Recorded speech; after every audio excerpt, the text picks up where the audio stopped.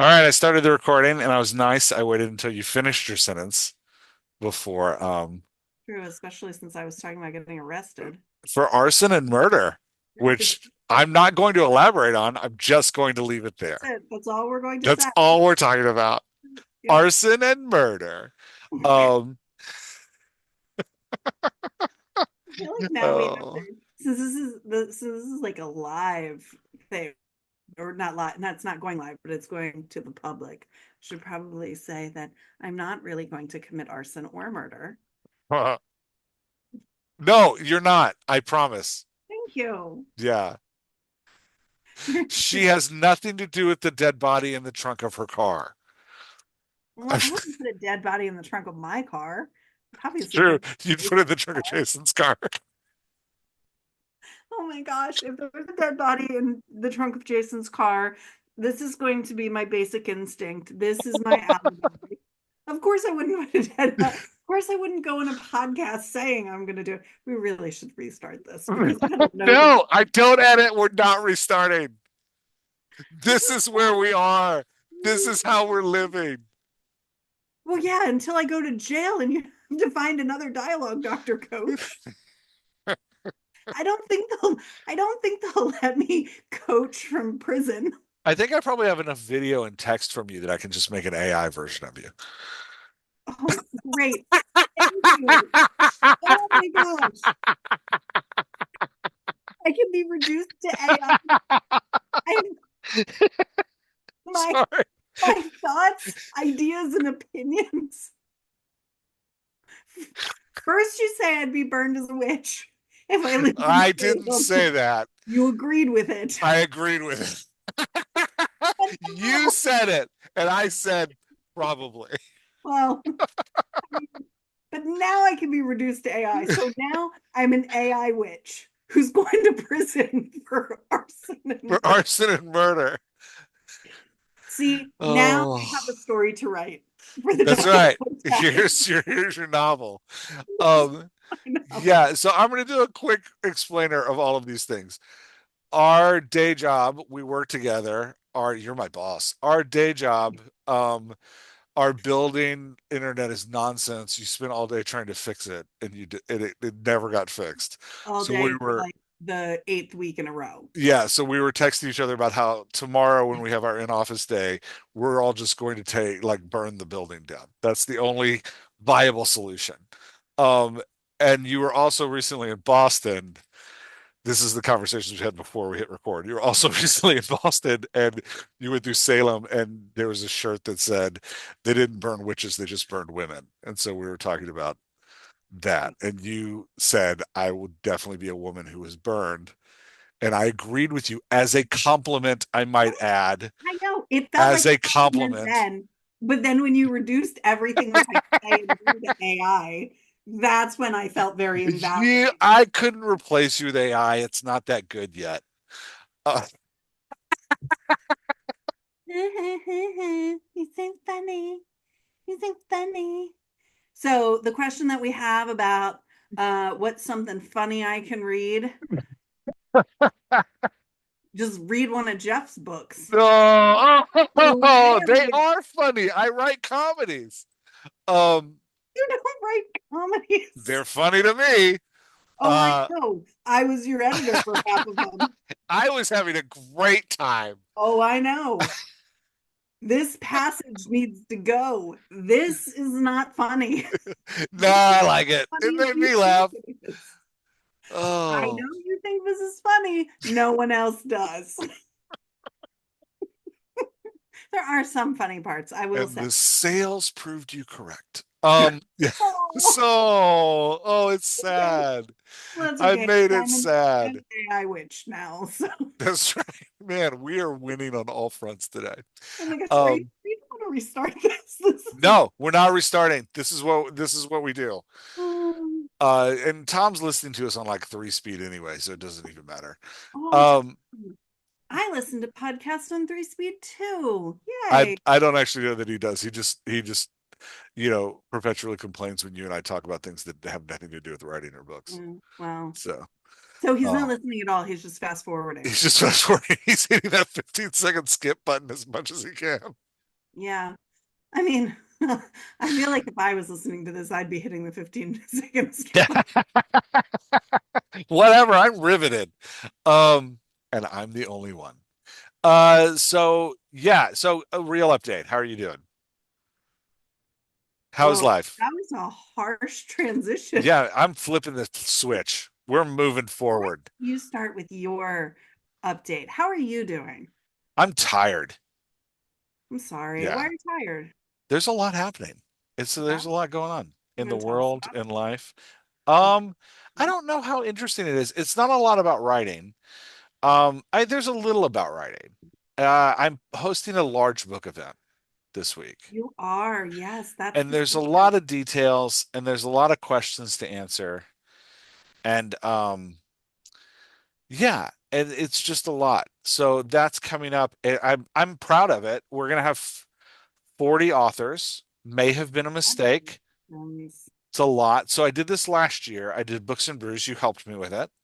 Well, We I showed up the day of. I didn't actually help with anything. you showed up the day of, but you helped me organize things the day of. I was And there. we had 15 people. We had 15 authors that day. And they all stayed all day. They all stayed all day. It was an all day event, and that was from noon to 8 p.m. And Hmm. by like I'd say 6:30, we had kind of run out of gas. And the Yeah, bartenders were kind of grumpy. And they were kind of done with us. And so people kind of started to pack up. But it was a great event. I had a great time. And I sold a bunch of books. So I thought, okay, I'm going to do this again this year because this is all about the reason I'm doing this is not just to sell books, but also to like contribute and give back to my local author community in a way that I know I can. I'm good at organizing things. So this is something I can do. So it's like, all right, I'll do it again this year. Instead of holding it in March, we're holding it in November because everybody told me last year, man, this would have been better right before Christmas so that people are buying Christmas gifts. So I was like, okay, great. Did I write a Christmas book? I did not, but you know, so fine. Between now and Saturday, I feel like you can write a I book. can do a Christmas book between now and Saturday. Yeah, Um, the Christmas books are only like, I don't know, 60 pages yeah, that's fine. Ho ho ho. So about an AI witch a who burns down a building building and leaves a body in her in husband's car. her husband's trunk. There you go. It And writes. then on the stand says, I didn't do it because I talked about it on a podcast. I wouldn't talk about it on a podcast and do it. Who Right? would do that? Yeah. Right? I Yeah. mean, it worked for Sharon Stone. Yeah. So anyway, so this year I was like, you know what? We're going to do it in November and we are going to quadruple the size of it because that is what I do. I feel So like that is a proportionate response. yeah. Yeah. It really So was good last year. I know we're it kind of was. minimizing it, but it really was It great. was great. It was a good event. And I think it's actually going to be great this year. But I opened up one of the other things that we wanted to change from last year was like, oh, there's too many, we sat there too long, right? Hmm. Like nobody there was a big enough author to pull people all day. Right. Does that make sense? Like some of us were big enough to pull people for like 3 or 4 hours, but Right. we weren't going to pull people all day. So I broke that. We're doing it again. It starts at 11 a.m. if you're in. Actually, this will air after, so never mind. It starts at 11 a.m. and then it's gonna go until 6 p.m. So it's shorter. And I Mm. told authors you can come all day, or you can come from 11 to 2:30, or you can come from 2:30 to 6. So there's two shifts or all day. I'd say about a third of the authors are coming all day. And Mm. then the other authors are like, I'll come for 2.5 hours. Um, which I feel is appropriate to come for 2.5 hours and like, sell books for 2.5 hours and then leave. We're having a great switch at 2:30. It'll be the great migration of authors at 2:30. Half of the authors will leave and the other half will arrive. And Yeah. I was gonna ask how that was gonna work. oh, it's gonna be chaos. But that's what we're going for. So great migration switch at 2:30. I did do this thing where if you're staying all day, because we all have to share tables. So that's the Right. thing about having too many of us is There's room for 14 6-foot tables. Mm-hmm. So I told everybody I am sacrificing your space to have more authors there because more authors there brings more readers. Right. So more readers, less table space. So everybody gets 3 feet and they're all sharing a table.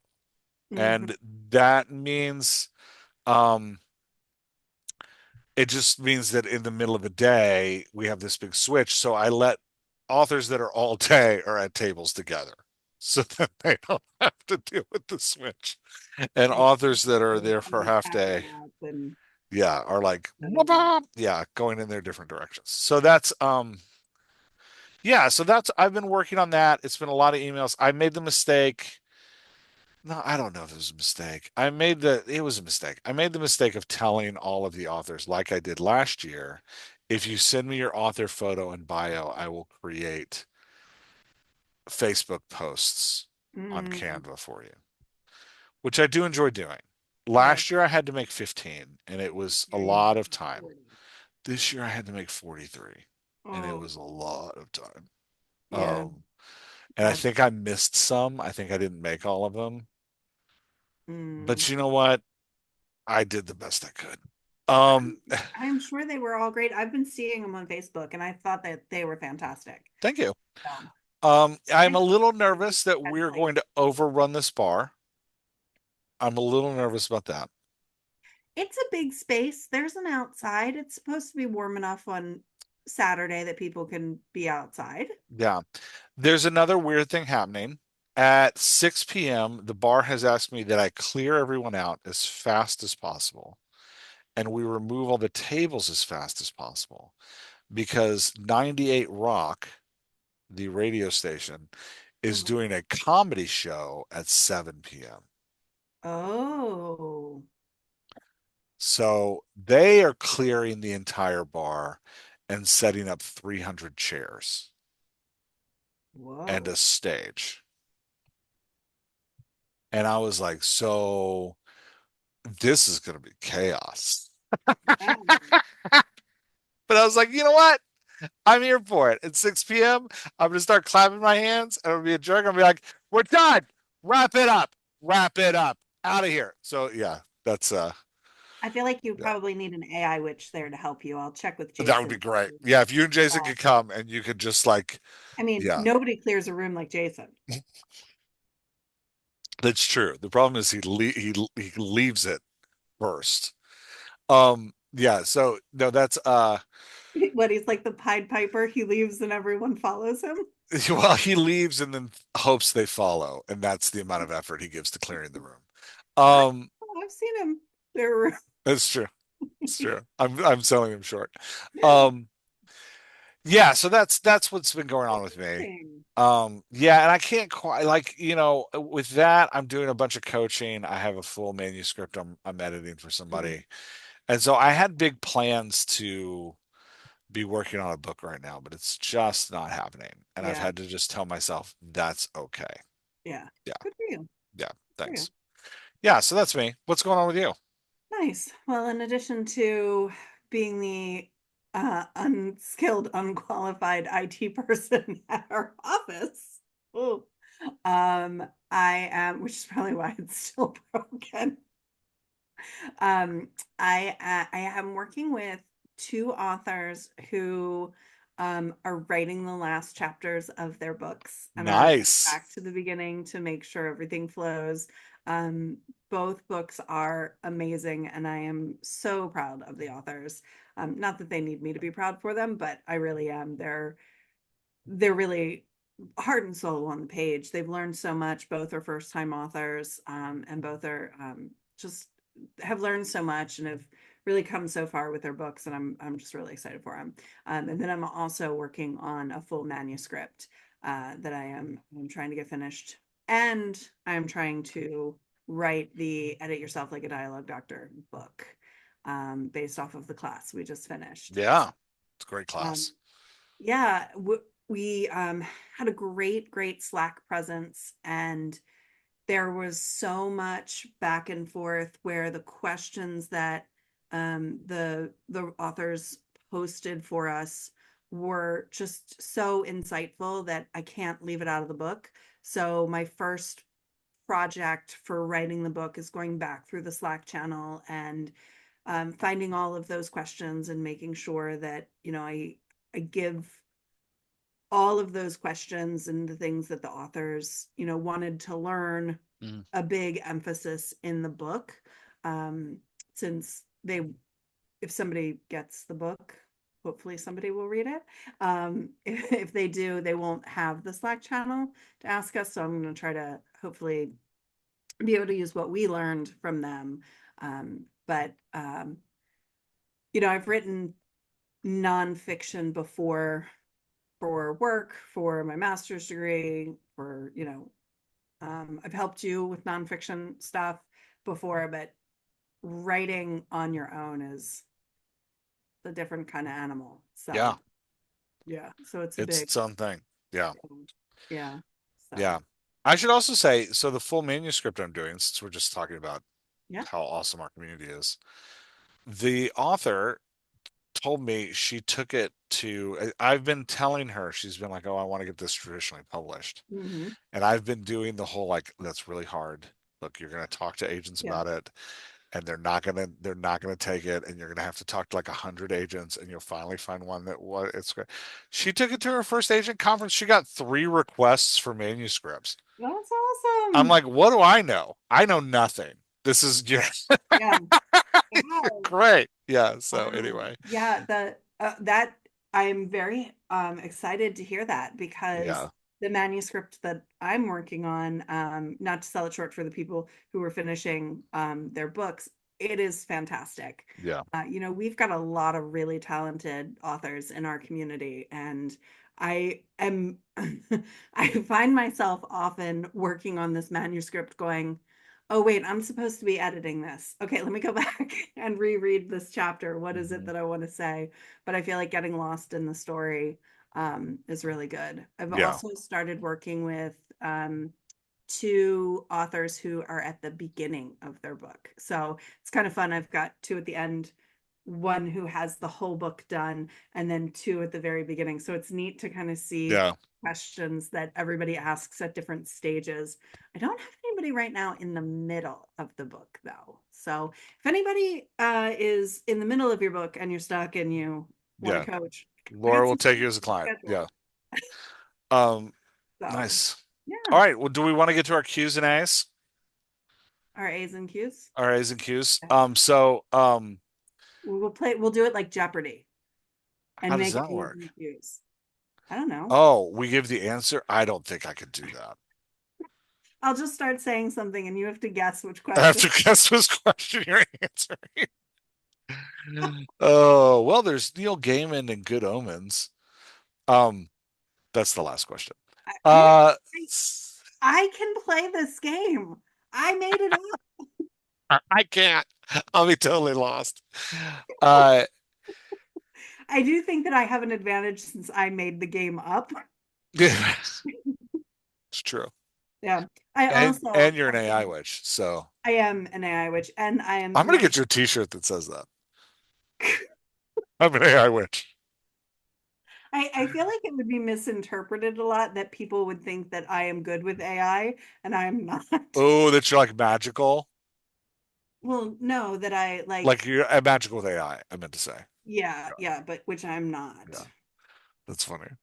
Yeah. I might get you that shirt even more now because that would be entertaining for me to watch you explain. Of course. Um, That's okay. I'll just edit it and say this is only funny for you. it is. Most things are. Okay. You want to go first? Or you want me to go first? Well, let's just go ahead and answer the question, and let's both answer this one because I think this one's fun. Oh, we're Uh, doing, which one are we doing?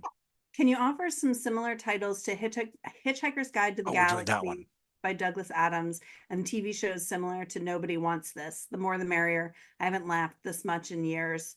There was also a recommendation of Terry Pratchett's Discworld books, and Mort or Guards would be a great place to start. Um, Yeah, there's a little bit of a fight in our. So I yeah. should say before we continue this question, because I didn't introduce this, we when we do this, we ask the dialoguers, people in our community, hey, what questions do you want Laura and I to answer? They give us questions. That's where these come from. Yeah. There was I a don't want us making up our own that questions. would be weird. There was a mini debate in the Slack in which um somebody said start with Mort or Guard's Guard. I have never read either of those. And then somebody else was like, no, no, no, start with the color of magic and then work your way through an order. Jingo is the best. So I will let those who love Terry Pratchett now argue that out. We'll give you a silent 3 seconds to voice your opinion. Okay, there you go. So I feel yeah. like that was like a very Blues Clues thing to do. I never watched Blue's Clues or I'd like have some kind of quote to it right now, but yeah. No, we would have to sing the mail song. Okay. Here's the mail, it never fails. When it comes, I want a whale.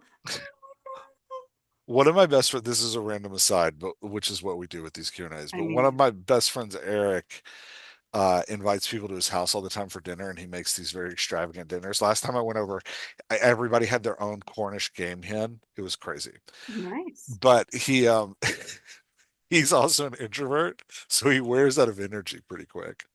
And when he does, when he's ready for you to leave, he plays the goodbye song on the speakers of his house from Bear in the Big Blue House. So you'll be sitting there like eating dessert, like having a good time, and then all of a sudden, goodbye, goodbye. I said goodbye. You're like, what is happening? It's his way of like time for everybody to go home. I mean, I think that that's brilliant because similarly, whenever Jason and I invite people over to our house, which is really me inviting people because Jason doesn't invite Yeah, people, he's like, um, there's always like an activity or a theme. It's never like you can just come over. There has to be some form of entertainment. So if I am feeling introverted, I can just go hide in the kitchen and there's enough stuff to there's do. stuff happening. Yeah, Like, where's Laura? that's smart. Because everybody knows I'm hiding anyway. Yeah, So, yeah. But I'm going to try the speaker thing. Thank you. yeah, yeah. And he has it like ready to go from the minute people walk in on his iPod, I so mean, that he can like call the evening whenever he's ready. yeah, Yeah, it's the best. I love it. Love Um, it. Okay, so Back book. to Hitchhiker's Guide. Books like Hitchhiker's Guide. I don't read comedy books. I should, but I don't. So do you have, okay, you just went away. I can talk about television shows that I think are hilarious since I'm now talking to myself, which is kind of hilarious. I would, Sorry, I had to blow my nose and nobody wanted to see that. I All right, figured go ahead. happening. Well, now I feel like I have somebody to talk to and I'm not talking to Yeah. myself.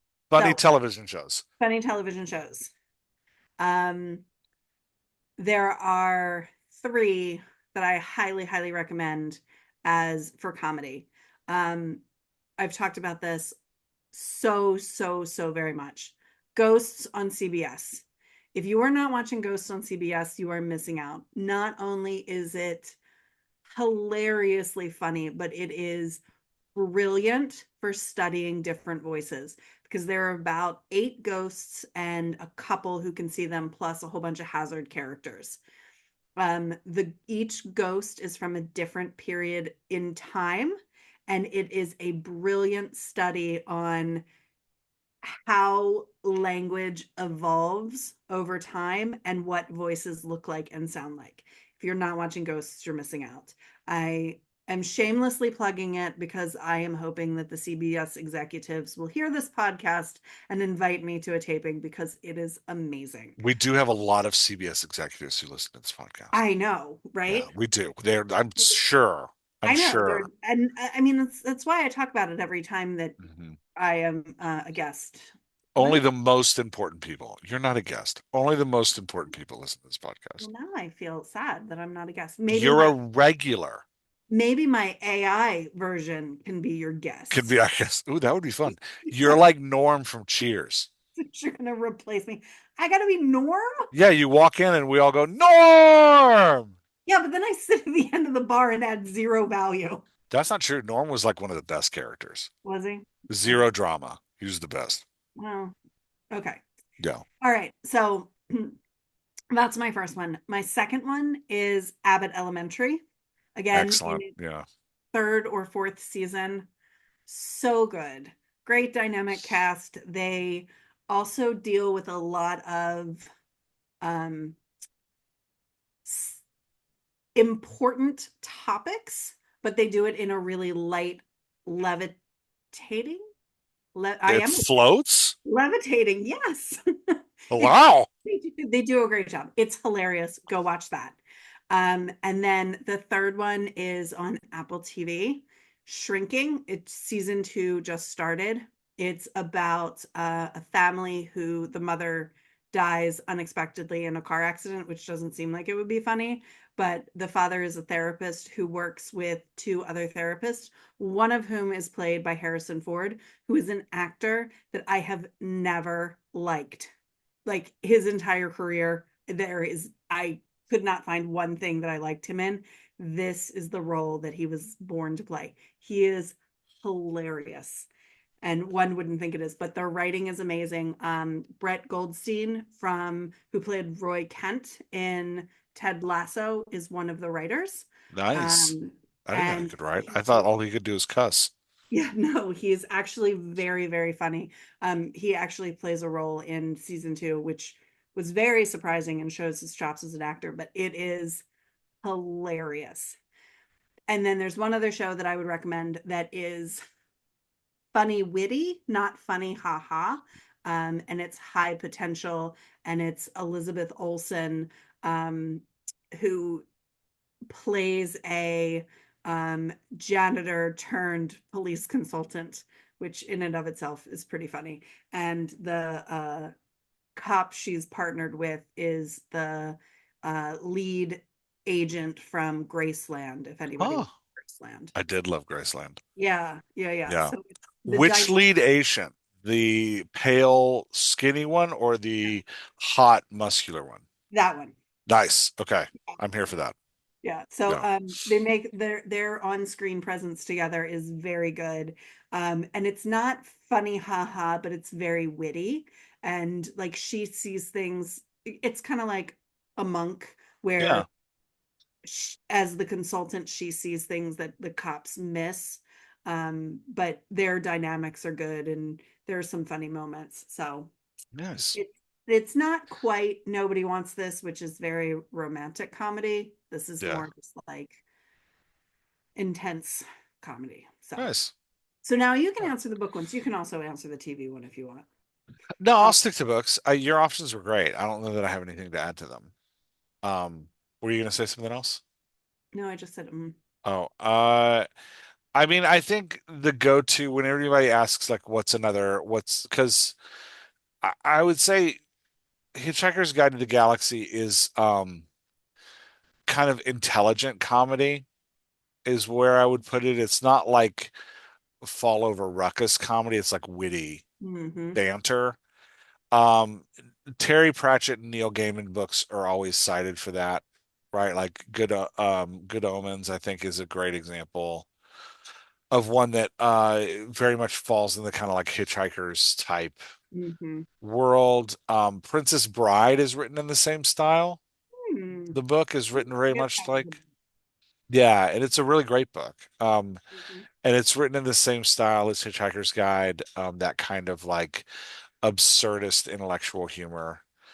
Um, I'm trying to think if there's another one I can name that I would say like, yeah, that really fits the bill.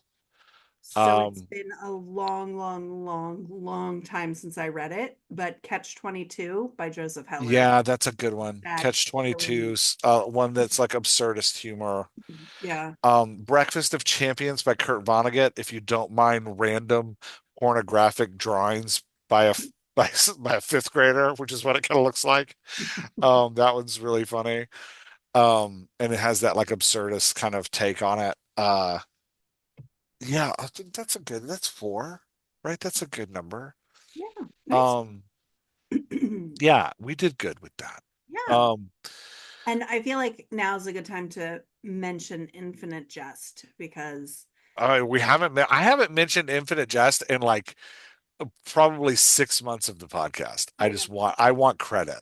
I know you're And such a it's not funny. I know, Infinite but Jest it isn't funny at all. in the title. It does, which is weird. This is not funny. Well, and it's funny to me because you always talk about things being funny to you. It's funny to me because, like we've already told people, we work together in our day job. And before the world shut down because, a global pandemic, we used to travel like once every 2 months. Yeah. And every 2 months, we'd be sitting in the airport and you'd pull out this The giant monster, like of all the books you the can think of 50 carrying pound. you on an airplane, please bring a 10,000 page encyclopedia with you of It took me so long to read too. and every time for like 2 years, I'd be like, "Are you still reading that?" And you'd be like, "Yeah." It was like a So year and a half. It wasn't 2 full years. It took me a long time to finish. before it wasn't 2 years.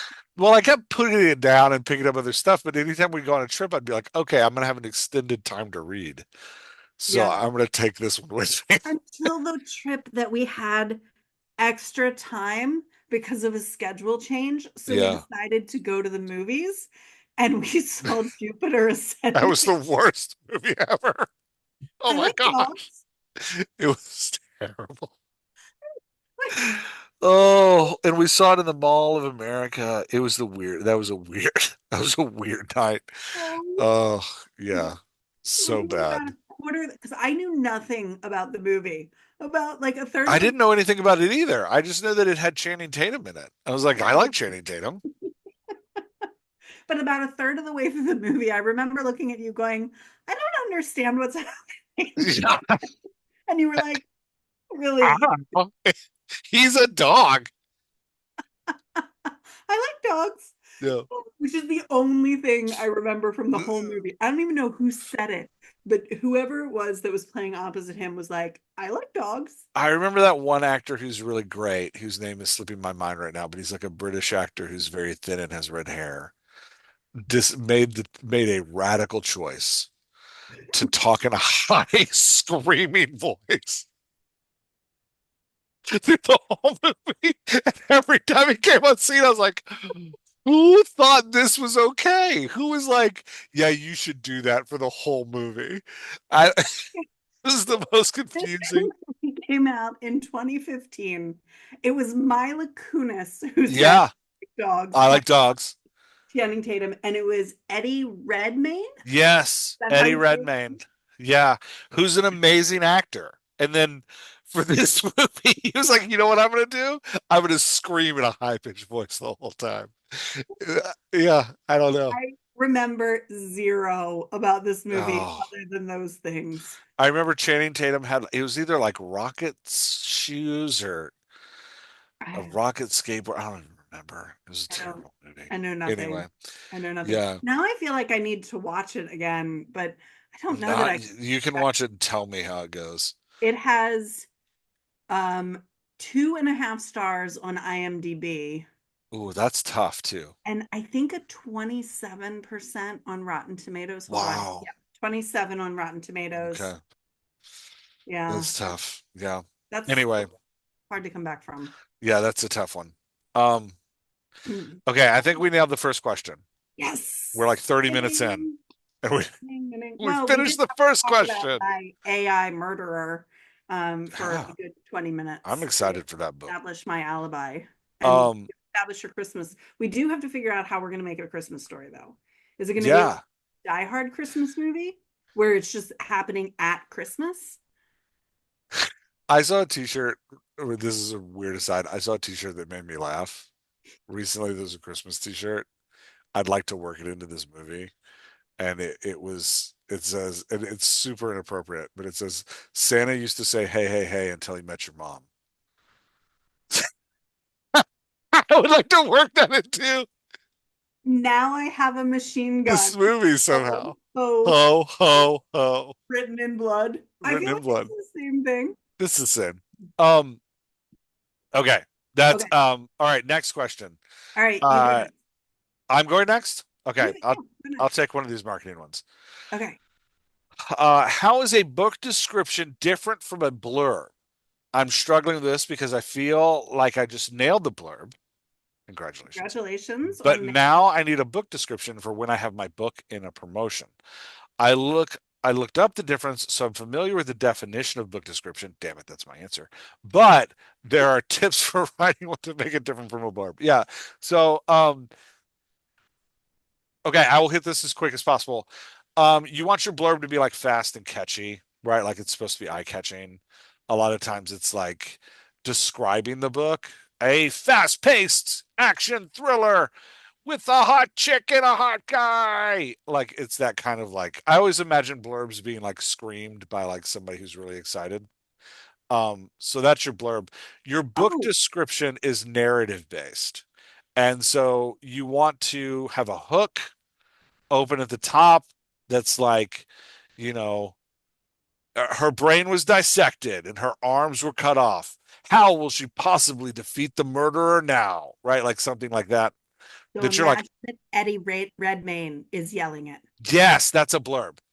A book description is like I'm going to give you a kind of mini blurb up front. Then I'm going to talk about the characters usually. I'm going to lay out like the characters. Then I'm going to talk about the plot. And if I'm writing a genre book, like if you're writing romance, you want to go ahead and drop the plot beats you're using in that book description. This was like, I haven't studied this for a while, but last time I studied it was probably 3 years ago. And this was kind of like the market advice always changes, but this was the market advice then. You want to go ahead and drop those in there. You want to talk about the plot and be like enemies to lovers, and uh, with a dramatic turn at the end.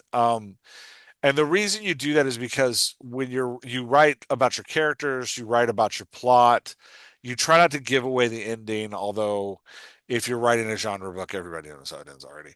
And then you that's not the point isn't to surprise people, it's to give them what they expect. And that's an important part of a book description is you're writing it to to your reader. You're like, "Hey, I know what you want. I've put all of these things in the book that you want. Here's the thing." So the other thing is though, you're not just writing the book description to your so you sorry, you I keep getting distracted. You want to describe your characters, you want to talk about your plot, then you want to talk about this book is like these other books. If you like blah blah blah blah blah and you like blah blah blah blah blah and you like blah blah blah blah blah, then you're going to love this book. This is the book you want if you like those books. And then usually at the end you have some kind of like second hook that's like and a call to action. Don't wait, get this book now, or you'll never know how the woman with her brain dissected and no arms defeats the murderer. Right? Like that's a terrible book, by the way. But that's You'll never find out who's the body in the trunk. who put the At body in the Christmas. trunk. In the trunk. So that's the that's how you like that's the construction of a book description, more or less. People move things around. You're writing it for the reader. You want to tell the reader this is everything you expect, but there's also surprising things here that are going to delight you. You are also writing this for the algorithm, especially if you're an indie author writing genre fiction that you want to do well on Amazon. So you want to get your keywords into the book description. That's why I'm telling you to put your tropes, your plot beats in the book description because you want to tell the algorithm people who like that like this, right? Like, and so the algorithm will be like, "Oh, you just searched up Stephen King? Man, I've got this book here that is about a woman who burned down her office, accidentally killed the next door neighbor, and stuffed him in her husband's trunk." That it says in the book description the word Stephen King. I'm an algorithm. I don't know what the words Stephen King mean. I'm just word matching. So you'll like this too, right? Like that's kind of what you're writing the book Gotta description. trick those AI witches. That's right. You're writing the book description for the how do you know she's a witch? Um, you're writing the book description for the algorithm as well as for the reader. So I think that's a good kind of like separation. You want your book description to be long because you're trying to get those keywords in there, right? Right. Like, and ideally it's going to escalate in, hey, this is what you want. So like That's why you start with the characters. You're like, these are the characters you wanted to see in a book. And then you're like, oh, and I have all the plot beats you want. And there's a twist at the end that you're not expecting, but I'm going to kind of tell you about it anyway, because there's a little bit of a twist. Um, this, by the way, is different than your pitch. So that's the third thing you have to write. They all kind of use the same elements, right? Like the blurb is kind of your hook on steroids, said in a high voice, and then the book description is like a longer like sell page for like, hey, I this is you want this thing, and then your pitch usually starts with a hook. Lindsay, the pitch master, who was on like 4 episodes ago now, I guess, maybe five. Um, she said like start your pitch with a this is a this means that. And it's a way to like you're doing the same thing. You're talking to an agent about like, hey, this is the exact book you've been looking for your entire life, but you're not bothering with the algorithm. You're just talking straight to the agent. So that's yeah, there's kind of three things you build that all kind of go together. And then the other thing is the like longer blurb that goes on the back of your book, which kind of mixes the blurb you're putting like on Amazon. I'm sorry, the description you're putting on Amazon and the blurb you're putting in your ad. It kind of mixes those two together in a shortened way for like shorter than the book description, longer than the blurb, if that makes sense. But yeah. Okay. Yeah. So that's my rant on book descriptions. Good rant. Yeah. I am not a book description or marketing expert. I often wonder why people ask me marketing questions. I It's am so everything. openly bad at marketing. I tell people all the time, I am bad at marketing. I cannot write to genre. I'm terrible at it because I get entertained by things that are outside of genre and I keep them in the book anyway. I'm bad You, at it. you do like to entertain yourself when you're writing. Look, nobody's buying the book, so I might as well have a good time. I also have never had money to spend on marketing, and That's that is another reason. But I do read a lot about it, but I'm not in any way like a, hey, I've done this mm, before. Yeah. Anyway, so no. that's just my caveat post answer. All right, you want to take one? Yeah. I want to talk about making the opening scene of a novel engaging while you're establishing your new world. Ooh, nice. Okay, so I have a pretty controversial take on world building. Oh, I'm so excited. Let me get my popcorn. I've said this before. I don't know why authors keep talking to me because as a reader, I don't care about your world. I said it at the conference. We We're were the worst people to answer these questions. I'm going to answer a question on marketing. By the way, I've never done it well. You're like, I'm going to answer a question on world building. I I hate hate world world building. building, right? No. Okay, so here's the thing about world building. Your book is compelling because you're telling stories about people, even if your people aren't people. If your people are aliens, if your people are animals, if your people are The wind. right, like whatever your characters are, they have to be relatable to people. Aliens that talk like this. Yeah. Exactly. Exactly. So if your story and the relationship between the people is compelling, technically the world doesn't matter. It just enhances your story.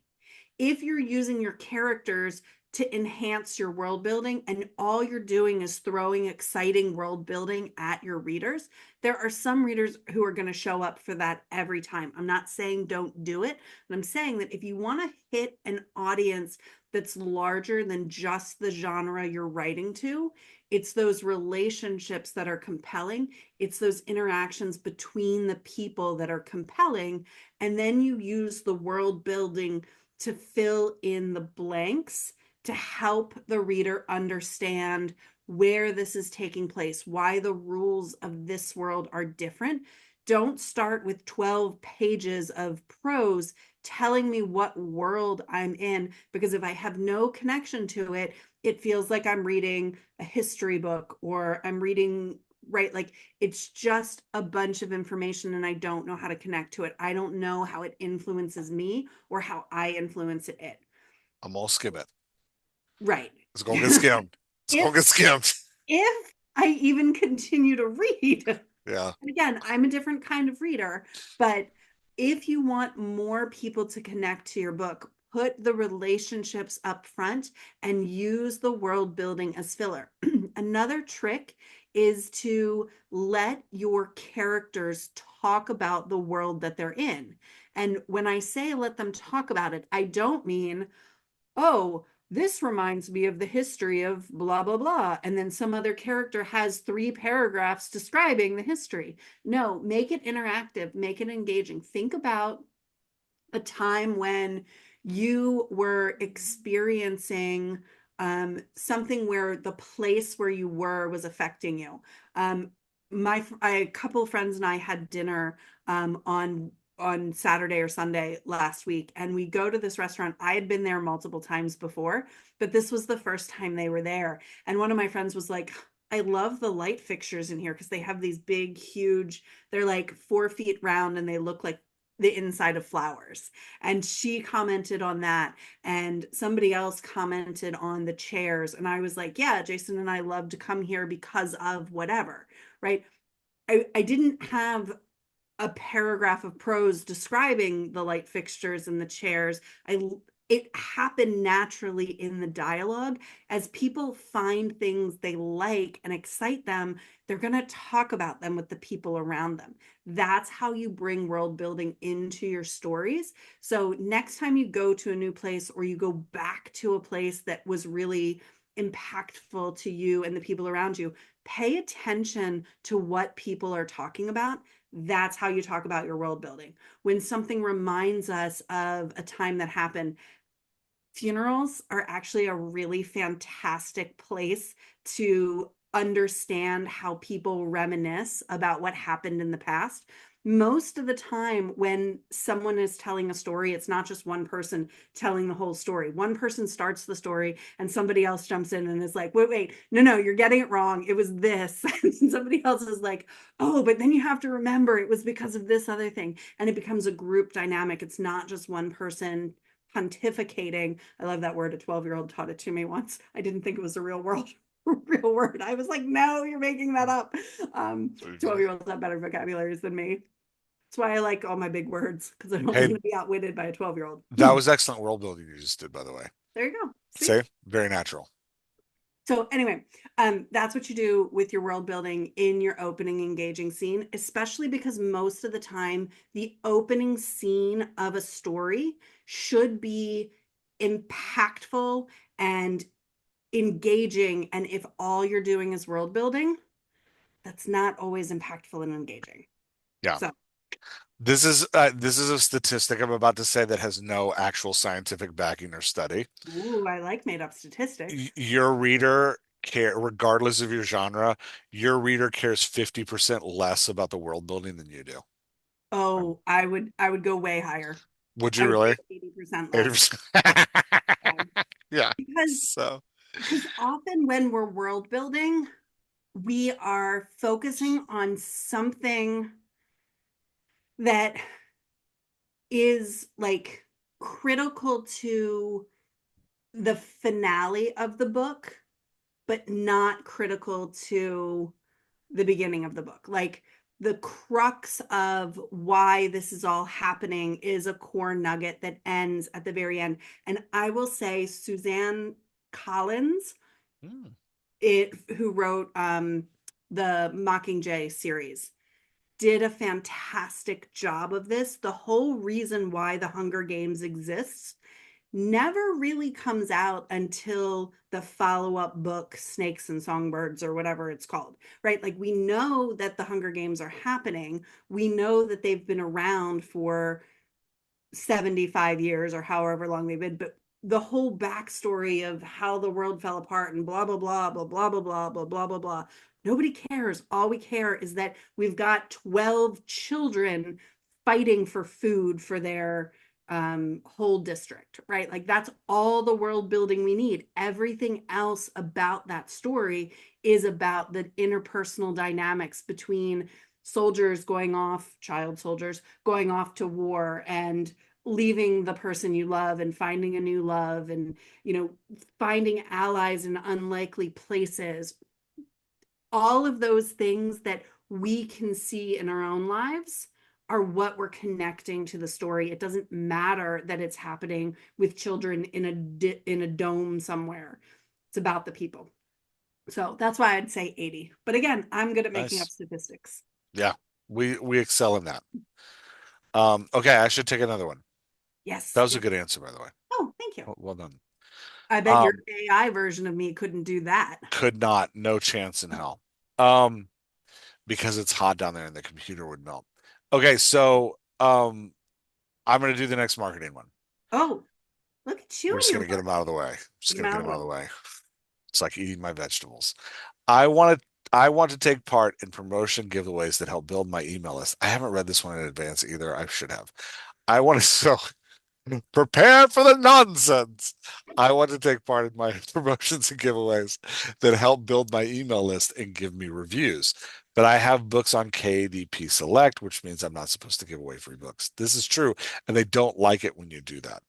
I do. Do I take my books out of KU? Thoughts on which would be more beneficial? Is it just unheard of for new authors that don't have their books in KDP Select? So again, I haven't marketed a book in a long time because I suck at it. And at one point I was like, you know what? I'm just going to stop marketing books and write whatever the hell I want to write.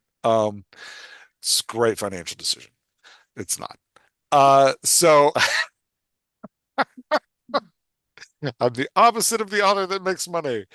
So anyway, the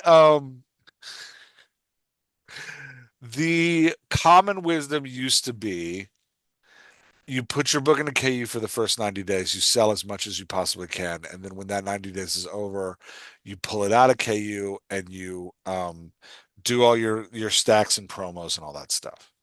That used to be the common wisdom. Now, the you have to watch it because it will renew on its own. So you do have to mark it on your calendar to be like, this is when I'm taking it out of KDP Select. Because otherwise it just rolls over. Ask me how I know. Ask me how I know. Oh, Jeff. Because I had books roll over and I wasn't paying attention. And I Oh, gave away free copies of them. And then I got a nice auto send email from Amazon that said, you are now out of KDP Select. oh no. Oh no. It's fine. They let me in with other books. So because I don't sell enough for them to even know who I am. So they don't hold a grudge against me. I don't exist in their eyes. So there's yeah, so you do want to follow the Amazon terms of service. You don't want to screw with them because while most of us are too insignificant for them to care about, let's say you do hit the jackpot and you do become significant to them, you don't want them discovering that you have screwed over their rules. So do follow their rules. Um, you know, the free book giveaway again, like typically you run the book through your 90 days. By that point you're already in the ecosystem of KU. You're already moving into your long tail. You've had your spike sale. The initial readers that are going to read it have read it. After the 90 days there's not, unless it's selling like hotcakes, there's no downside to taking it out, giving it away for free to pump the email list in the next book. And that's the idea, is that ideally before you take it out of KDP Select, you have a new one going in. So you can put the one you're taking out up for free that then drives to the email list in the new book, if that makes sense. Um, I will also say though, and many, many, many, many, many, many, many, many, many, many, many, many, many, many, many, many, many, many, many people, many who are smarter than me disagree with me on this, but I'm going to say it anyway. We're in a stage of market saturation where things are changing.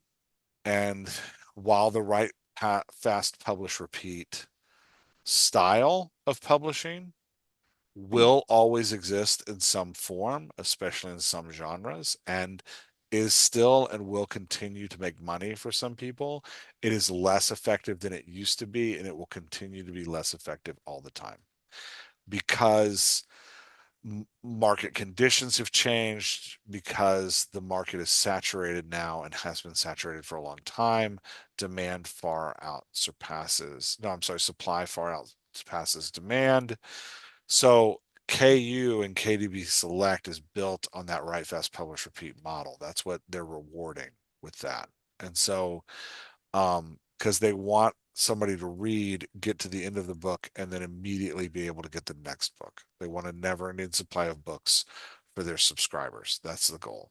And quality doesn't necessarily matter as much. You just need a minimum viable product, because when they're done with, if they don't like the one they're reading, they can literally just go get another one immediately in KU. So I'm saying that to say, like, that model, 5 years ago, it was, if you followed the rules, you were likely to make money. It's less likely now. And the rules are consistently becoming harder and changing. The great thing about market disruption and market change is that you have the freedom to experiment and do whatever the hell you want, right? Like, because there are no rules, just play how it's a sandbox, have a good time. So you know, I think there's some freedom in that, like, you're not going to get it wrong. But I would continue to respect Amazon's terms of service. I wouldn't, because they are still and will probably be for a very long time where most readers engage with books, and you don't want to piss them off. So do what they tell you to do. Yeah, Yeah. that's my advice. Yeah. I just want to add to what you're saying because I know zero about marketing, but I will say that I love the era that we're in right now, in that it's not just book publishers who are in charge of being able to get your writing into the world. We do have this ability to publicize for ourselves. We have tons of platforms that we can use to share our work. You know, book talk is a real thing. Um, so I don't know anything about KDP Select, but I do love this idea that we can be, if we write something, there is some place we can put it and get it into the world. Yeah, and I'll say, if you want an inspirational book on this that is easy to read and inspiring, that can kind of help you think through what to do in a market like we're in, Seth Godin's book, What to Do When It's Your Turn, I highly recommend. And the idea behind what to do is your turn is be as true and creative to yourself as possible. So if you are good at write fast publishing repeating and you enjoy it, lean into it as hard as you can. If you're not, be as true to yourself as you can, because authenticity in the long run will win the day. And so be as authentic as you can. And when the market's crazy, be yourself, right? Like, that's because the thought behind that is you have to sustain through the craziness. Mm. And if you're not being yourself, you're not going to sustain long term. So be yourself when the market's crazy. Um, yeah. Nice. All right, Nice. that was my weird rant about the market, which I don't think it was weird at all. I think it was I really have caveated all things. I didn't mean to cut you off. I have caveated all things. So if you follow my advice, you get what I, yeah, said. I don't know. Your turn. okay. So I'm going to take the second half of one question and pair it with another question because they're both about You transitions. can't mix and match questions. Okay. Well, then I'm just going to answer the last question then. And No, you can mix and match questions all you want. so, one question we have is, how do you make necessary transition scenes interesting without changing the plot? And the other question is, any tips on summarizing passage of time between conversations? I generally handle the passage of time by changing scenes, but certain examples would be rather small scenes, and we need to start the conversation and all of that. So I feel like those two questions go together because they're both about transitioning. Are you comfortable with me answering both of them I the way am totally am. I was 100% teasing you. I think you can do whatever the hell you want, whatever I want? or I whatever you want. I don't know if you'll have enough recording from your for your AI algorithm to replace me if I don't follow your rules. I don't know. We'll find out. I I'm just kidding. know. Um, Maybe you're the AI, which if you're the one creating me, I don't know. very possible. Jason would probably say that I just am a broken record anyway, so it doesn't even matter. Oh, that's not true. He wouldn't say that about you. Oh, yes, he would. He totally He would. would. Listen. Okay, so transitions between conversations and summarizing the passage of time. Okay, As you can tell, conversations are always purely logical and have clean right. transitions. Absolutely. Yeah, Absolutely. But I will say that writing a realistic conversation with that many twists and turns in it can be very difficult for a reader to follow with it's difficult for us to follow. right with the callbacks and stuff. So if you are going to use those kind of callbacks and multi-threaded conversations, Callbacks. Sorry. I'll stop. I'm sorry. Keep dog, going. it's great. I like dogs. Oh my gosh. I hope somebody goes and watches Jupiter Ascending and this cast gets a royalty bump because of us. I'm actually really nervous that I'm confusing the movies and Eddie Redmayne didn't do that voice in Jupiter's No, Ending. you are 100%. Okay. I didn't remember, but I remember us talking about it after the movie at dinner. Like, what was he doing? Anyway, sorry. Keep going. Anyway, so Oh, um because conversations take up a lot of space on the page, the more conversation you have, the longer page wise your book will be, but not necessarily word count wise. So, summarizing the things that aren't as important in a conversation is really helpful. It also helps with transitions. Most of the time, if you've ever watched television and noticed that no one ever says goodbye before they hang up the call, they just stop talking and then all of a sudden they hang up. As a kid, I found this so disturbing. Like, you can't just hang up on somebody, that's rude. But as an adult, now I understand it's because we all know that the conversation ends. Also, you'll notice a lot of times the beginning of a conversation in a book or on a TV show kind of picks up in the middle of a conversation. This happens all the time when you're watching an investigative show and they're showing piles and piles and piles of evidence that they're looking for, but the clue to solving the case is one after the first one. It's because we can see visually that they're surrounded by all this information, and we don't, as the reader, need to know every single piece of evidence that they looked at or they saw. So, this is what you're going to do when you're talking about passage of time. You're going to create a scene or a part of a conversation that orients the reader to what has already happened without having to tell it. So, for example, if you have two investigators sitting in a room with piles and piles of evidence, you can have one of them say, "We've been here for hours. I need a cup of coffee." Bam, you have now fast forwarded however many pages of not helpful information for your reader. The other thing that you need to remember about what you should be cutting out is readers expect that authors are going to put information on the page that is going to help them understand the story. So if you are giving readers a lot of detail, you're introducing a lot of characters that maybe we're never going to meet, your reader is invested in that information. And then when they don't do anything with it later, they can feel disappointed. They might not be able to say, "Oh, I felt disappointed in this book because I learned all of this information and then I did never even need to use it." But they might say, "Oh, that book wasn't really that interesting, or I didn't really understand all of it, right? Not everyone articulates the way an editor articulates. So think about the things that your reader actually needs for the story. Anything that the reader does not need for the story, that's when you are going to shorten, give quick summary statements in dialogue if possible, because dialogue is engaging and it helps us understand and it allows for emotion. That also allows you to transition scenes.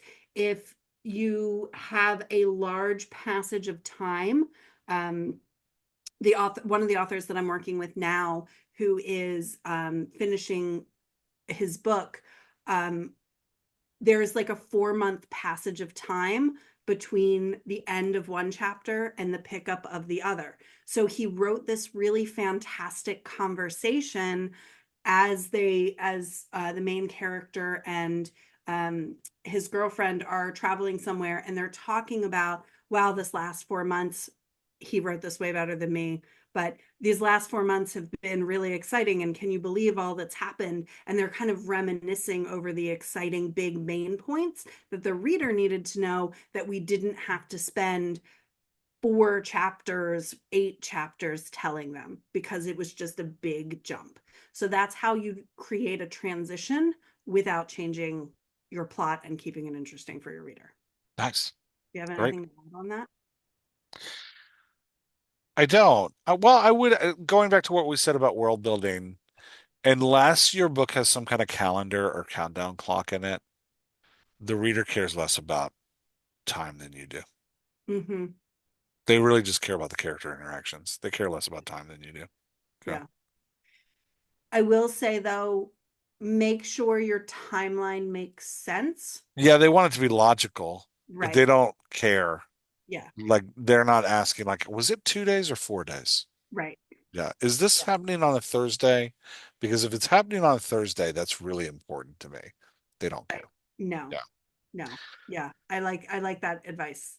Yeah, well, that's just an add-on to what you're saying. Yeah. Your advice is great, but just to add on, like to pull back to world building, it's the same kind of thing. The reader's showing up for the emotional journey of the character and for the character interactions. Mm-hmm. They're not, as much as we love our world, at best, the world accentuates aspects of the theme and enhances the tension of the characters' interactions. Yep. But and same with time.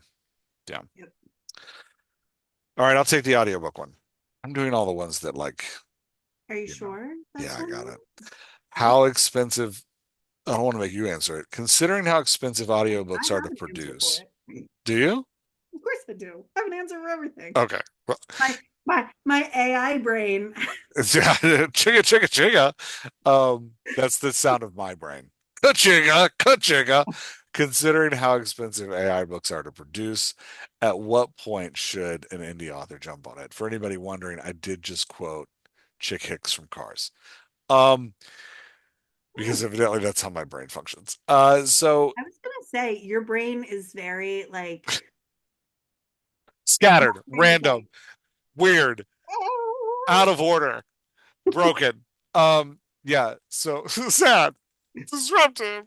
Um, considering how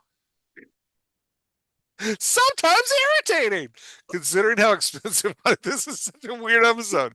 I I'm feel like reading the the body. question again. Considering how expensive audiobooks are to produce, at what point should an indie author start jumping on it? There's an assumption behind this question that you are not trying to sell your audiobook to a publisher.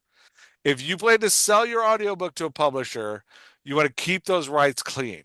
Don't put out an audiobook if you're going to sell it to a publisher to do. So, for example, my series Grab, the first 3 books, well, the first two, that's a longer, the contract's weird. That's a longer discussion. The first 2 books were put out by Spectrum Audio.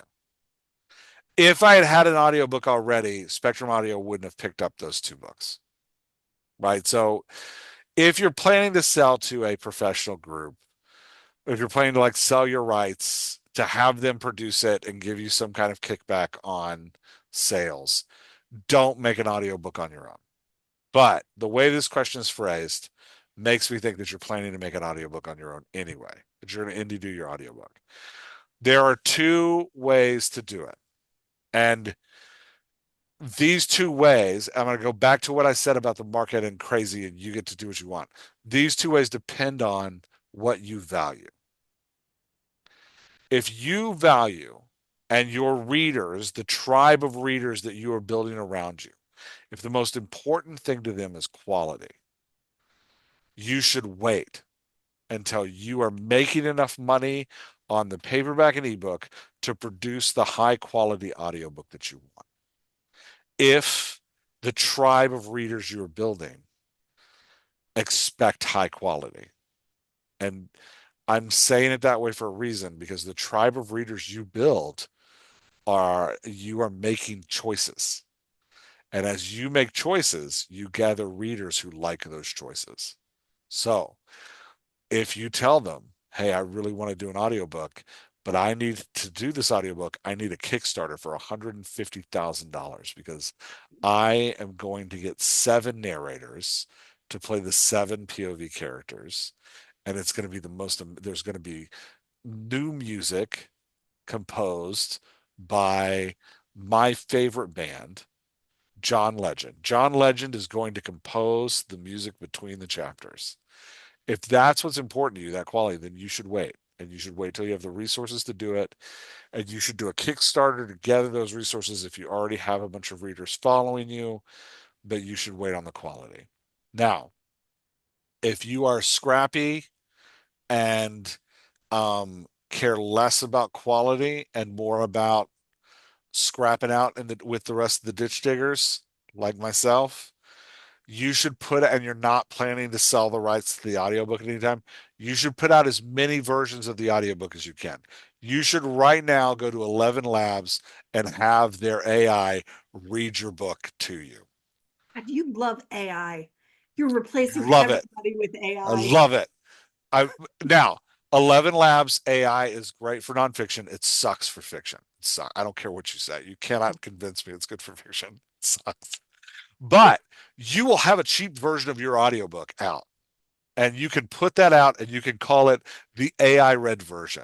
And if people complain, like send it out to your newsletter and be like, hey, I just put up the AI version of this. This is not the permanent version. This is the version for those of you who have to have an audiobook right now. You can go get it. You can download it from my website. Give me 50 cents and you can have it. This is, and then after you start raising some money on that, you take the money you raise from that and you go, okay, this is me reading it. I actually took time. I read it myself as read by the author. Still not the professional version I want. It's got me coughing in it a little bit.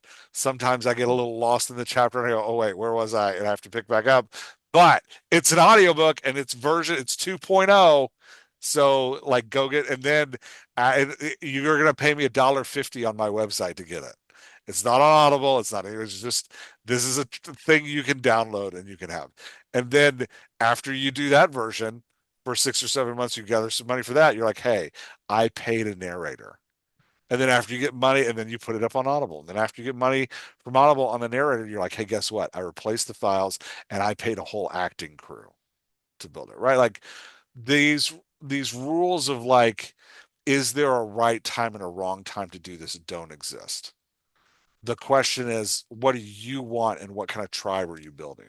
If you're building a tribe that's like, I won't accept anything less than a Pulitzer, then don't put up a scrappy version of the audiobook where you're like, hey, this is the AI version.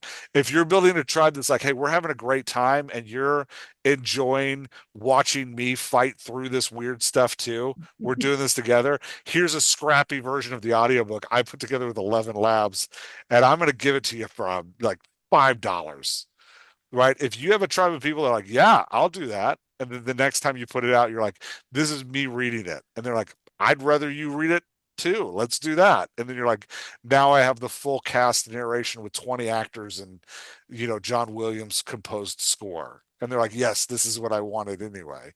Like, you can iterate. You don't have to, there are no rules if you're indie publishing it on your own. There is no spoon. See, I wasn't even going to say it. Yes, you were. You You are were doing dragging me. I actually wasn't. You are dragging me back into this. Um, every time I get up, they pull me back in. that. So I That's think I think that was a great answer. I love that. thank you. Yeah. No, Yeah. I think that's great. I mean, it's exactly the answer that I was going to give when I was going to answer it, but Well, I know whenever you say an answer is great, it's because I've tapped into what you were going to say anyway.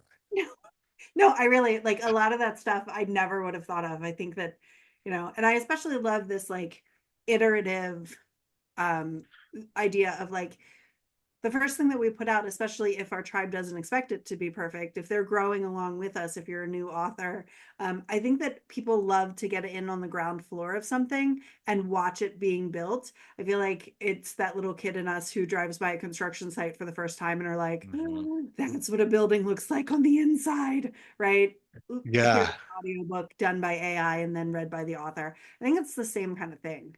And it is like I am going to stress that again. The choices you're making determine the tribe you build.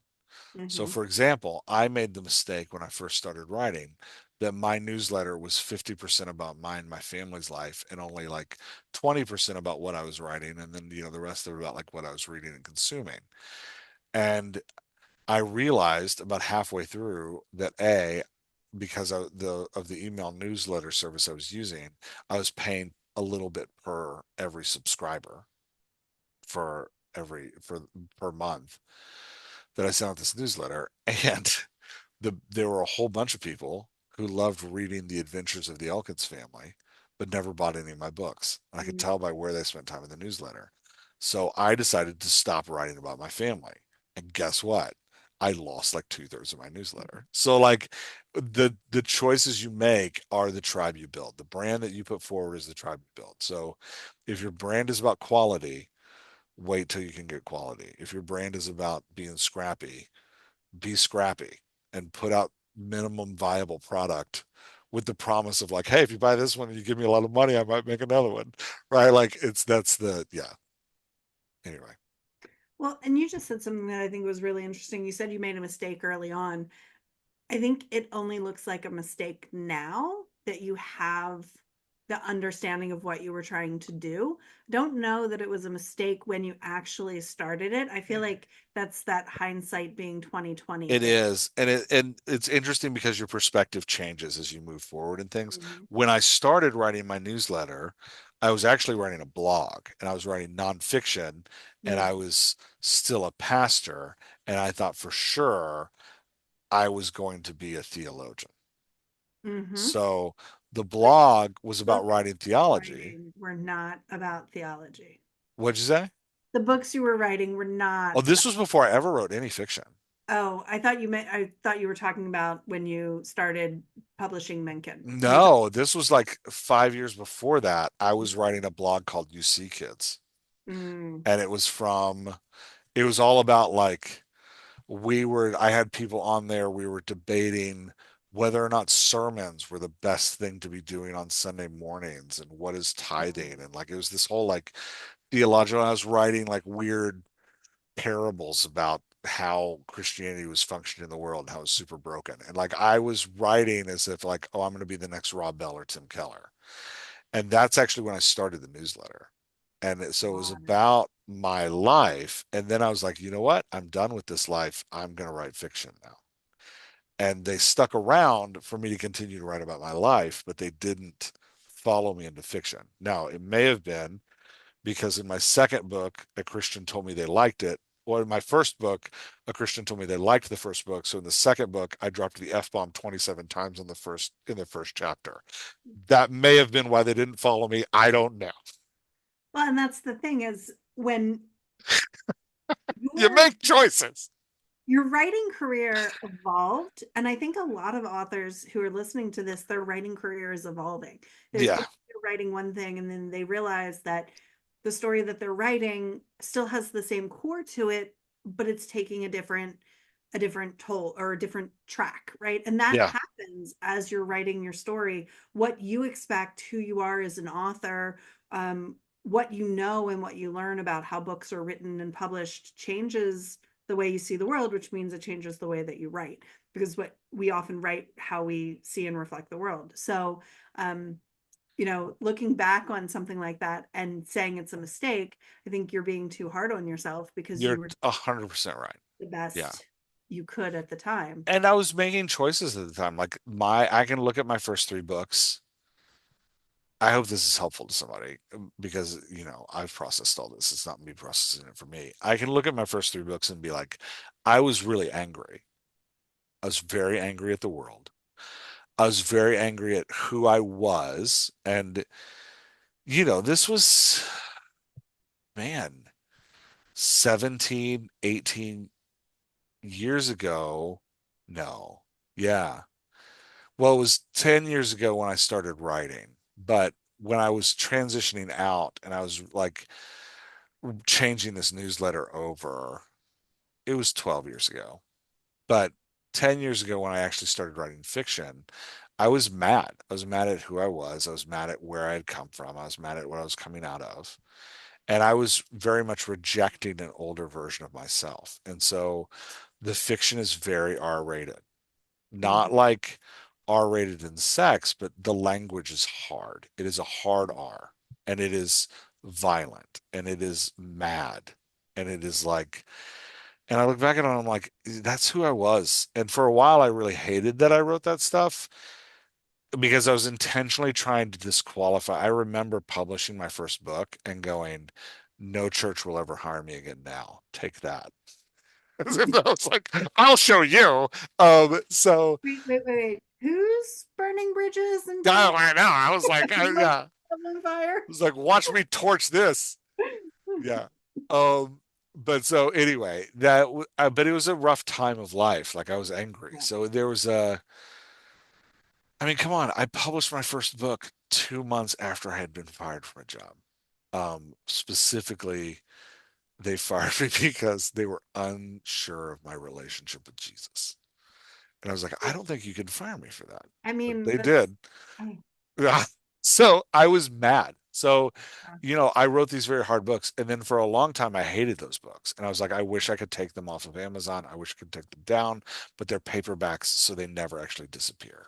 mhm. But now I've come to accept like, no, that was just the period I was in. And they're actually good books. And yeah, they're hard R's because they drop the bomb a lot. But that's kind of where I was as a writer. Like that's who I was as a writer. And Well, I'm, and I'm all just going to writers go embrace through that. seasons. Yeah. Even the big authors. We were a couple of us were talking about it the other day with Stephen King, how his writing has changed significantly over the years, and he's still making tons and tons and tons of money. Yeah. Uh, has very strong followers. So I think that is write the book you need to write right now.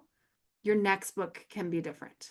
Yeah. And to pull it back to audiobooks, like w- make the product that you're excited about. So if you want to Mhm. get an audiobook into the world and you don't have any money, there's ways to do it cheap and dirty.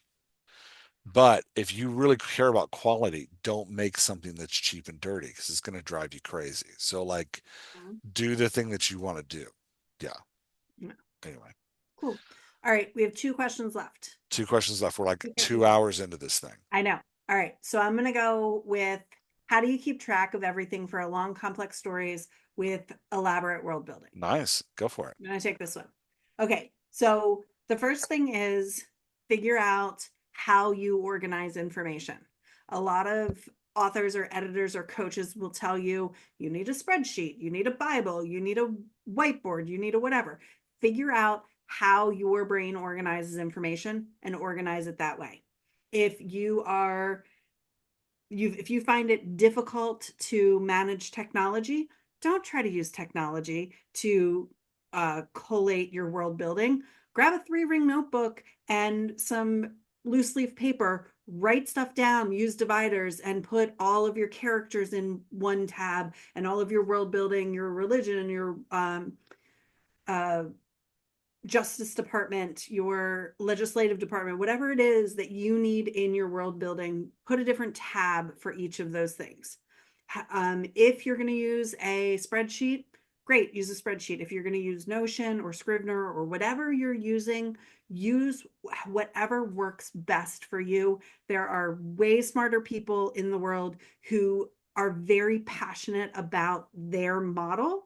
So if you're looking for a model, go look and listen to some of those. But don't try to use something that feels uncomfortable from the beginning because someone tells you that this is how you're supposed to organize it.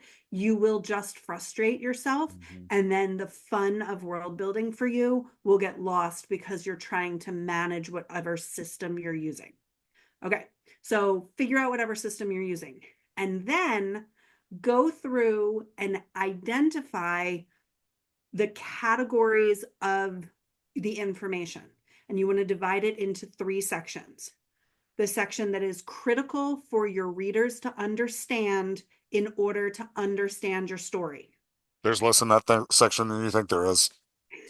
Exactly. Very little is going to be in here. This is critical information. Okay. So if your story happens pre technology, that's critical for us to know because we're all used to just pulling out our cell phone and talking to somebody, right? Like if your story happens in a culture where women are treated this way and men are treated a different way, and that's different than what we're used to in our society, that is important. Make sure that you tell us that. If your people are not people and they're animals or they're the wind, as Jeff identified earlier, that's an important detail that we need to understand the story. So you've got your need stuff. The And you get to need put all of that on one post-it note. That's Just right. kidding. You have a 3x5 card, and that's it, front and back. It That's it. all has to fit there. That's all you get. No, but identify those things. Those things you want to reveal within, I'm going to say, the first 20% of your story, with the exception of something that can be revealed later in the book that makes everything all make sense. If you think about Pulp Fiction, they're running around chasing something and nobody actually knows what it is until like the end, and then there's this huge reveal of how these stories all come together. That's an example of you need this critical piece of information in order to understand the whole world, but we're going to hold that to the end of the story. But that's one teeny tiny little part of the story. Everything else was front loaded in the story. Okay, so that's one part, critical information. Then you have the stuff that makes it easier for the reader to understand the experiences that your character is going through. That, quite honestly, is probably if you have 100 pages in your notebook, let's say 20 to 30% of it is critical information. Again, that's going to go in the first 20% of your book. Then you've got about 60% of your story is stuff that helps the reader understand what's happening in the story, makes it easier for them, little tips and things, whatever. Those can be spread throughout your whole story. The last part is stuff that you find really interesting that you probably nerded out about. Maybe you created a language, maybe you created a religion, maybe you created a system or a class of people or animals or whatever you're writing about, right? Like the stuff that you find interesting that probably your readers are not going to think as important as you think it is.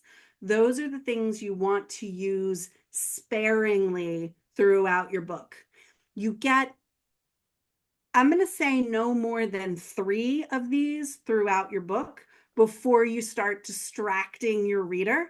And I'm being generous with 3 because some readers are really going to show up for that and they're really going to love it. Other readers are going to be like, this author, why am I on this? 17 pages about the curtains, Tolstoy, right? Which is always my example when there's too much. So that is how I would recommend that you organize your world building. Nice. Love it. That's great. Okay, Okay, last question. Um, do it. what are some good tactics on how to improve your prose and more clearly find your voice? I'm going to break these into two. I'm going to do voice first. Um, there's different ways to define your author voice, but like to define what we mean by author voice, because it's kind of a vague conception. But in general, I think when we say author voice, what we mean are the characteristics of the books you write. So books you write are like this, three adjectives. You don't actually get to say that. That's something that's said about you. So trying to craft your author voice is an exercise in being inauthentic. And so there's no good way to do that. So give up on crafting your author voice and just write the way that you write. And, you know, my lips to Jesus's ears. Someday you'll sell 1 billion copies, and someday somebody will go, you know, when Terry Pratchett writes a book, it's really funny. He has a funny author voice, right? Like, so just be authentically yourself when it comes to like, and don't worry about what your author voice is. It'll happen as you write books. Write 20 books, and if you can't tell what your author voice is, then write 20 more. And if you still can't tell what your author voice is, then write 20 more. Rinse and repeat until you know. So, but the first half of the question, how do you improve your prose? Um, that's an excellent question. I think, and again, I feel like I'm beating this horse to death tonight, but we're, why not? We're on like hour 7 here. Um, Anyone who's still here is in it with and it us. was so there, They love our or world building. you're like in some kind of weird dungeon and somebody's torturing you with this. You're like, make it stop. And they're like, no, you have to listen. Um, so I like dogs. So it's I encourage authors to think of writing as a sport. Um, as a sport that you want to be a pro at and that you take seriously. And I recognize this is, we're so inundated because of the Kindle Gold Rush and the the era of write fast, publish, repeat that has followed, that you write your book, you write it to tropes, you write it fast, you write the next one, and you focus on getting the next book out because you have to get them out with speed. And I think you can learn to be an author that way. Because you learn to do something by writing. So my son is trying to make the high school basketball team here in 5 days. He asked me a year ago, how do I make the high school basketball team? And I said, play basketball every day. Play basketball, whether it's raining, whether it's shining outside, sun shining outside, whether you're by the court, where you go to the court and you're there by yourself, whether you go to the court and there's 20 people there, play basketball every day. That's step one. So, how do you learn to write better prose? You write a ton of books, right? Like that's, but it doesn't have to be that basic, right? You can be strategic about it. Being strategic about it requires you to remove yourself from the game and practice. And so, when I played sports and when I coach sports, there's a difference between the game and the practice. When you're in the game, you're just instinctively going.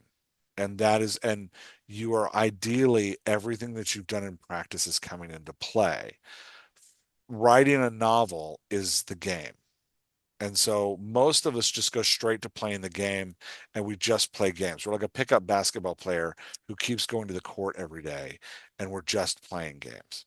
And we're hoping that if we play 10,000 hours of pickup basketball, we'll be an amazing basketball player. And you likely will be, right? Like I'm not downing that strategy. There is a different way to approach it, which is, I think, the attitude of a serious athlete, which is, okay, I'm going to find the mechanics of things and I'm going to work on those mechanics.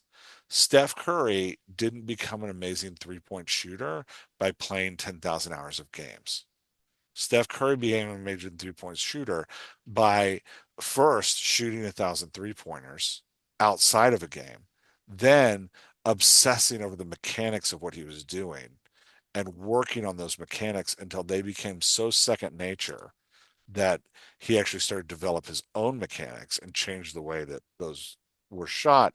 And then, like in interspersing all of that practice, the iceberg underneath the surface of practice, he plays with the iceberg above the surface in games, right? Like, so write short stories. Write 2,000 word short stories and be specific with what you're doing in those short stories, right? I'm bad at word. This is something that I've done. I'm bad at world building. When I first started writing, I was terrible at describing settings. So I'd write short stories in which I just described the setting, or 2,000 words in which I was trying to describe a specific place. I'd put it down. I'd come back and read it. I'd be like, how did I do? I'd evaluate how I did. I'd try again. Come back. I'd read it. I'd try again. Right? Like there is a intentionality of practice and a strategic in which you push yourself in small ways to practice the mechanics so that when you get to writing a novel, you can lean on those mechanics. And um, for example, and so that's why in the Dialogue Doctor community, I don't talk about this a ton, but the Dialogue Doctor community isn't a social community. We are social. We get to know each other. We share our lives with one another. But we're a learning community. It's a community where we come to learn the craft of writing and work on it together. So every Tuesday, I post a writing prompt. Those writing prompts are not like, today, write a car chase. Those writing prompts are always specific. So I'm just going to randomly read. I don't even remember the one I posted today, but I'm just going to randomly read it. The writing prompt for today was, I got to scroll down to it. Um, oh, make your reader eat the vitamins. Oh, this is perfect. The details of your world uh, in a way that they don't know they're eating them. Write out some random facts about a world the story takes place in. Write a conversation between two characters that reveal all of those facts in the aspect of the world in a way that feels natural. Right? That is a strategic writing prompt that's like, I'm going to work on doing this thing. And a lot of times I think we find these strategic things to practice as we read, right? Like I read Hitchhiker's Guide to the Galaxy recently for a podcast I'm doing with Tom Holbrook that's coming in the spring. And I was struck by the third party narrator voice, by Mm. the omniscient narrator, the third party vehicle, as we call it in the Dialogue Doctor world. And I was like, I want to learn how to do that. You better believe I can look over at my desktop right now and I've got 15 different starts of weird third party omniscient narrator voices, right? Like, because I'm working it. I'm like practicing that 3 pointer as much as I can so that when I actually go to write the novel, I like have some confidence in what I'm doing. So to summarize that long rant, two ways to improve your writing. One is just write more. Just write more, right? Like if you want to improve your writing, keep writing and you'll get better as you go. The 10,000 hour rule, although it's been proven to be kind of a silly number that doesn't mean much, Gladwell's 10,000 hour rule, the truth behind it is real. If you do something a lot, you get better at it. So just keep doing it. If you want to be more strategic about it, treat it like a sport and yourself like a professional athlete, break down the mechanics and challenge yourself in things and practice them. And it's going to slow down your novel writing. You're not going to produce novels as quickly because you're going to have time where you're practicing and not playing the game. But I think if you like that kind of discipline and rigor, I think it's worth it. I think it's worth it to be like, you know what?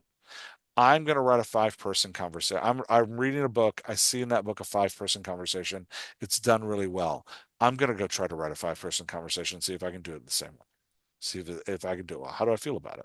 And then step back, evaluate, try it again, right? Like, and it's that repetition, strategic repetition of practice, I think is a way of improving our writing that many of us have never been introduced to because we started writing at this specific era of writing. Mhm.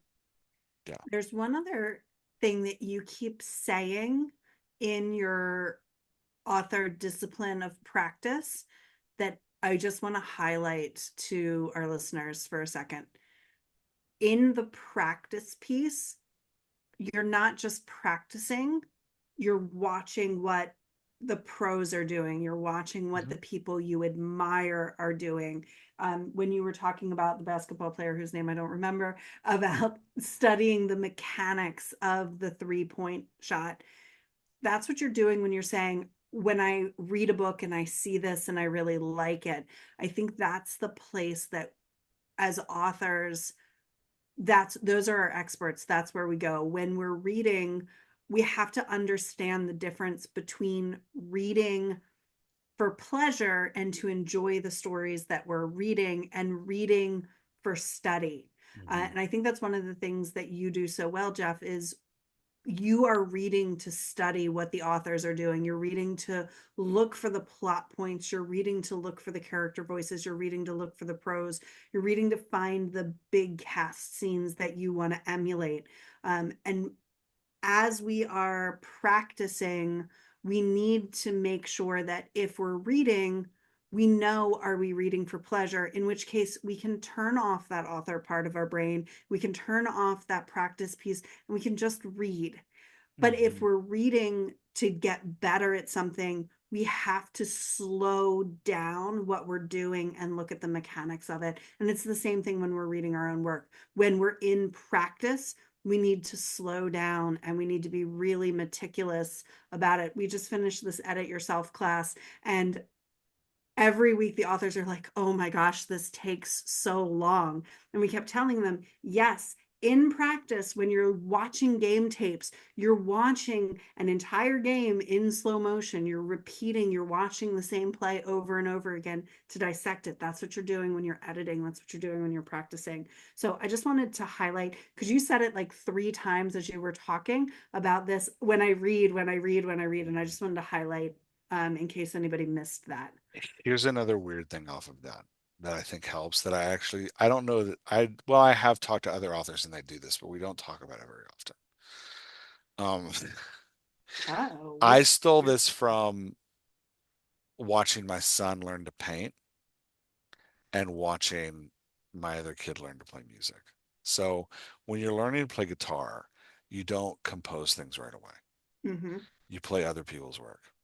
When you're learning to paint, you don't just paint from nowhere. Often you're copying what other people are doing. Well, mm-hmm, especially if you want to be a professional about it, you're right. copying what other people are doing. When I needed to understand how dialogue tags worked, this was like 3 years ago when we first started the Dialogue Doctor. I started retyping chapters of books I respected, so Hmm. I could like feel on the page what was happening. So I retyped like 5 chapters of Beloved because Hmm. I wanted to see what she was doing with dialogue tags.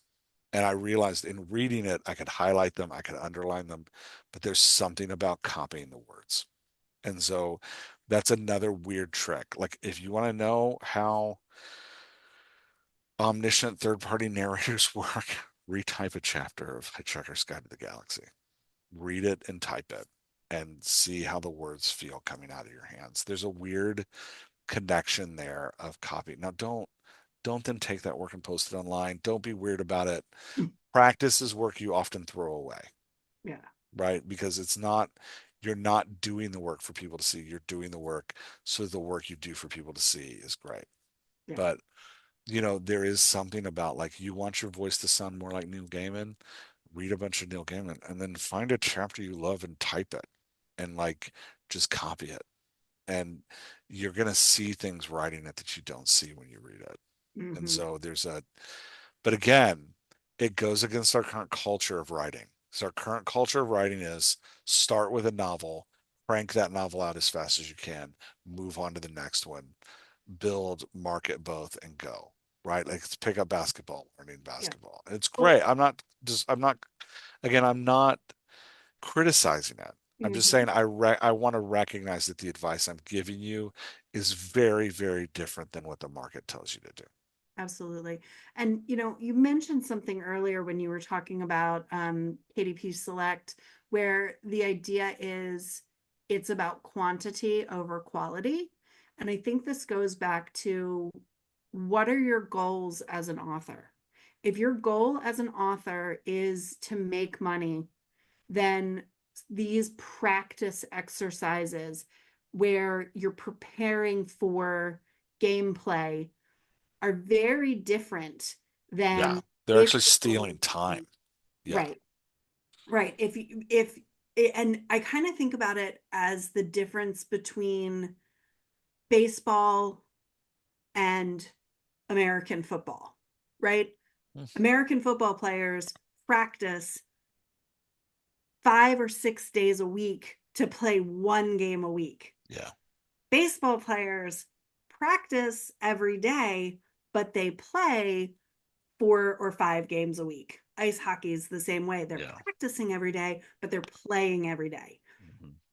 If you want to be a hockey player, if you want to be a baseball player, that's that write, rinse, repeat cycle where you're putting as much content into the world. You're building a tribe of people who like what you're putting out naturally, but like and watching you grow as an author. Yeah. If your goal is to write because you enjoy it and you love the craft and you have a story that's searing in your brain that you just have to get out, and yes, you want other people to read it, but you want them to read the very best of what you're doing, then be the author who practices things, writes a chapter 4 or 5 times until you get it quote unquote right so you can put it into the world. All of this is about you and your time and what you're trying to get out of being an author.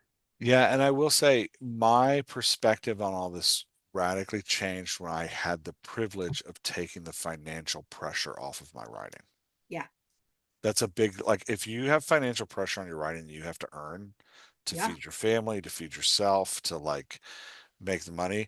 Don't practice, write and Yeah. publish and go, right? And Like, spend the time that you would spend practicing on publishing and and on marketing marketing and on because that writing your book takes blurbs, so much because time. if there's financial pressure on your writing, it's a different type of game, right? Like it's different. But Mhm. if you have the privilege, like I finally got after time of being able to take that financial pressure off my writing, then it is not a shame to slow down Mhm. and to practice and to work on things and to like run those fundamentals. So a lot of it also depends on like you were saying what your goals are and Mhm. what and just to acknowledge it, like what privileges you have, Mhm. because not having to make money on my writing is a great privilege that I have, and I do understand that, and I want to acknowledge it, that some of you are like, practice sounds amazing, I would love to practice, but if I take a week to practice something, I don't eat, right? Like, so I understand that there's pressure there that like is just different. So Mhm. there's not a right answer besides a lot of Right. it. And this is where there's a difference between art and science, right? Like every artist's story throughout history is different. Your story as an author is going to be different than our stories as authors Absolutely. and everyone else's. And one of the things about the dialogue doctor community that I love so much is that we celebrate wherever you are, whatever kind of author you are. If you need to write fast, publish fast, we want to support you in that. If Yeah. you want to just focus on one story and getting it the way that you want to write it, we want to celebrate that as well. So keep doing what you're doing, keep talking about it in the Slack. Yeah. Jeff will continue to quote Jupiter Ascending on podcasts. And Yes, I will. Yeah, I and a quick plug, if you're looking to practice and you do have the privilege of slowing down, I did publish a book this year of 50 writing prompts that are strategically designed to walk you through improving your dialogue. oh, Each one, they're progressive, and each one takes you a next step in improving your dialogue. I'm actually really proud of the book. I don't talk about it a lot, so I should talk congratulations. about it. It's the dialogue doctor says take 50 of these and see me in the morning. So you can find it on Amazon. It's paperback and ebook. But if you're looking to intentionally practice and improve your dialogue, it's a short story. It's like, hey, write a short story a day for 50 days. By the end of these, you will have practiced every aspect of writing dialogue by the time you get to the end of them. All Nice. the things we teach are in that book. But yeah, anyway, Good. Go buy the book. go by the book. All right, I think we did it. We did it. Yay, Great job. 100 books. Yeah. All right, last word. You get the last word? Word. Perfect. I'm stopping the recording. We can talk a little bit more. Maybe. There it So I is. don't actually get the last word. The last word is you're gonna turn off the recording.